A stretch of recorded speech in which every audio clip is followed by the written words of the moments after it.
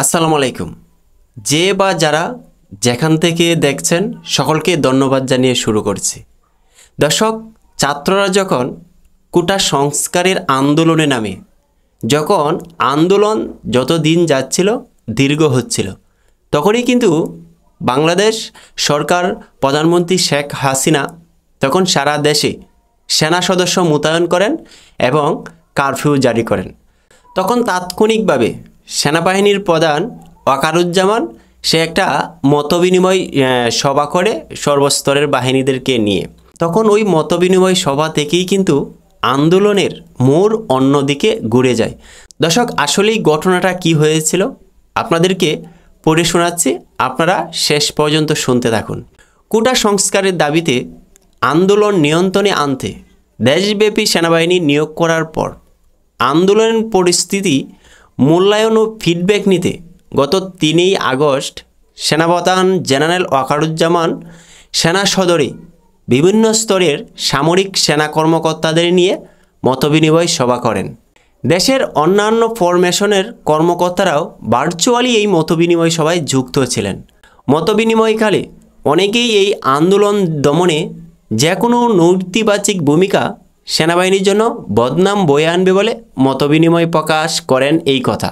দর্শক, ওই মতবিনিময় সভায় অনেকেই অনেক রকম পরামর্শ দিয়েছিলেন সেনাপ্রধান ওয়াকারুজ্জামানকে।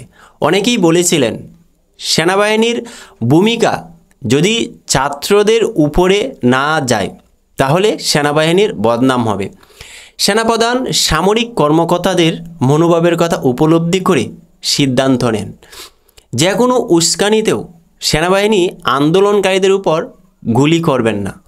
তখন ওই ভার্চুয়াল সভায় এরকম ভালো ভালো সিদ্ধান্ত আসে যে ছাত্ররা যে কোনো উস্কানিমূলক বক্তব্য দিলেও, উস্কানিমূলক আচরণ করলেও সেনা সদস্যরা তাদের উপর গুলি ছুড়বেন না।